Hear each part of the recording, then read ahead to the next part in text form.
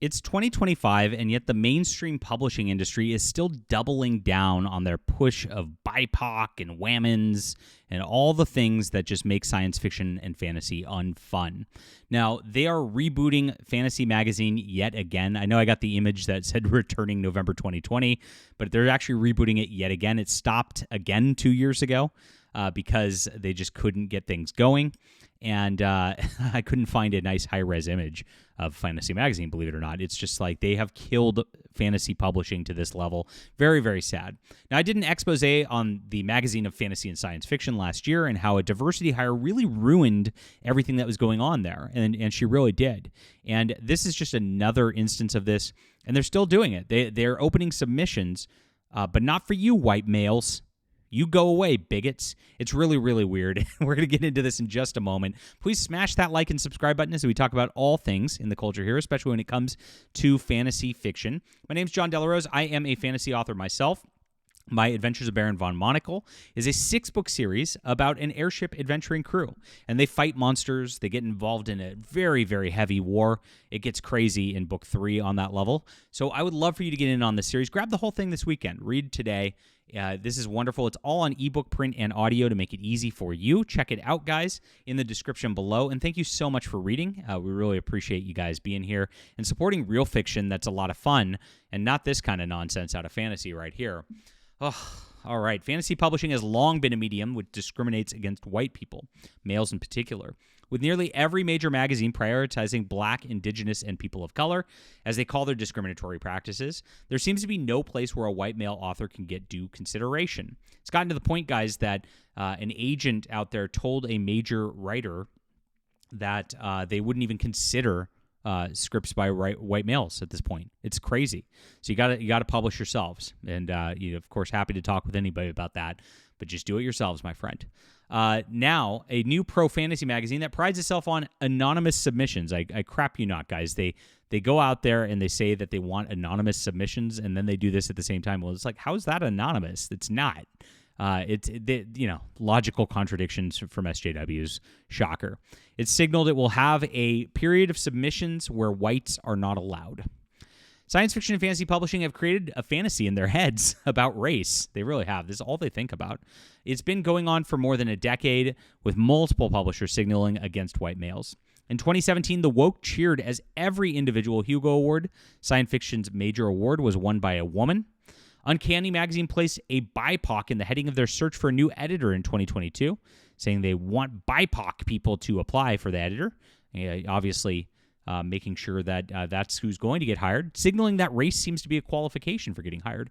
They labeled the matter strongly encouraged, meaning that white people were not technically discriminated against, but we know exactly what that means, and that just skirts the laws on the subjects.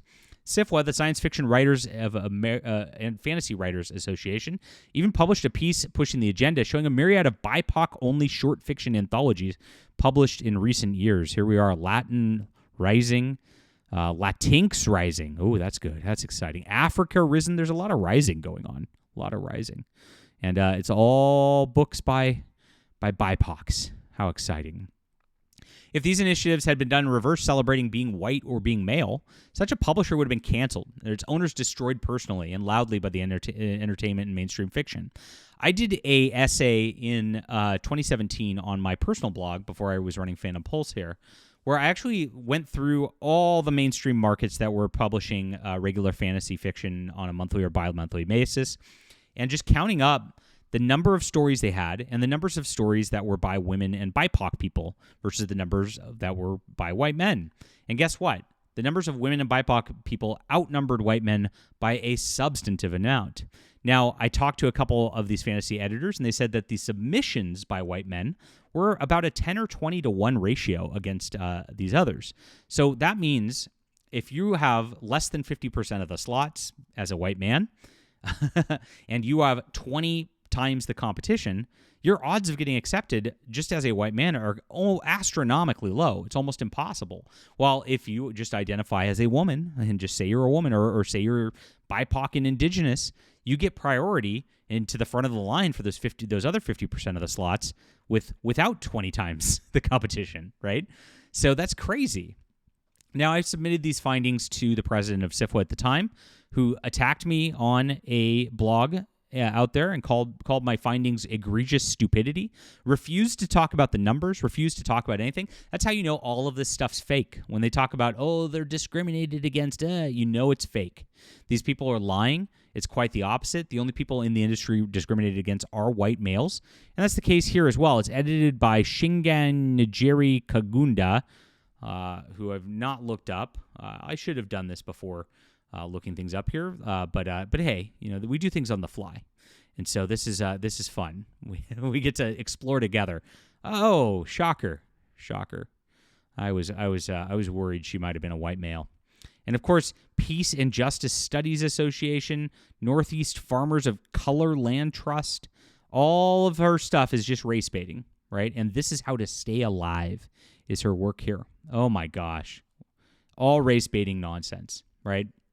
And then Arlie Sorg, who comes from Locust Magazine, he's another, I think he's a homosexual, mixed race guy who is an extreme woke activist who's running this as well. So that's who's doing this, and here's what they say. We are currently open to submissions January 22 to 25, BIPOC writers only.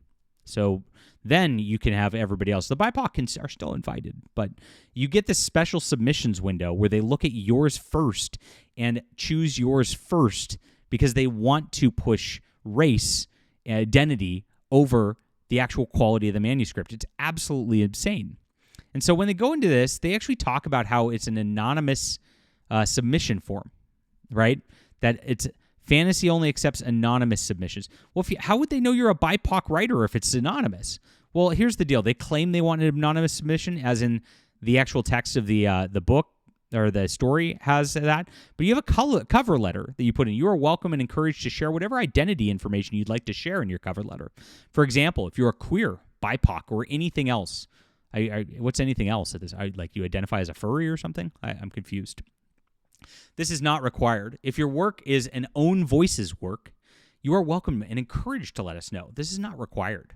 We are concerned with representation in the fields and the ways our efforts engage with, contribute to, or impact what the field is doing. This information may help us be self-aware in what we are showcasing, but individuals who do not feel comfortable or simply do not want to share this kind of information should not be obliged to share it. Reminder, our initial reads will be anonymized. Well, they will, except for obviously they're not going to be, because your initial submissions period is for BIPOC writers only. So they're lying even in their own submissions packet. It's not going to be just completely anonymized. They want to push the BIPOC writers first, and then everybody else gets to even see if they can get in. This is crazy because, there's no big name BIPOC writers who are going to be trying to get into this magazine who are going to make any money for this group. So here we are. You can see the top here, returning November 2020.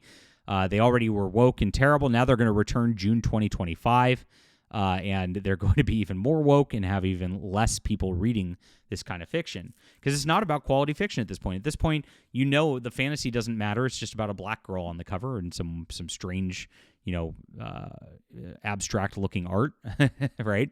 And it doesn't really evoke anything fantasy or anything interesting at all. It just evokes black person. And that's exactly what they want to promote at this point. It's still happening.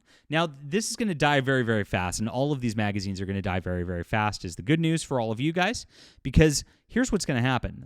All of these companies rely on grants from the government. And Donald Trump just signed an executive order getting rid of all DEI programs. And, of course, you have the Department of Government Efficiency looking into this stuff.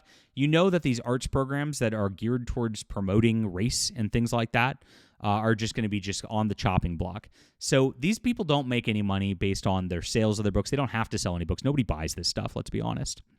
I sell a lot more books in a month than Fantasy Magazine's going to sell at all. That's the truth on this one. But they do get government grants. They have libraries that purchase all these things to try to force it going in there, which are also funded by the government. That's how mainstream publishing stays alive. So while nobody reads this stuff, and while they're not actually engaging with the genre, because all of the genre, this is all you see in mainstream publishing, it's been just a situation where they've killed fantasy and science fiction. I've got another piece I'm working on where real fantasy and science fiction is just all but evaporating from bookstores and everywhere.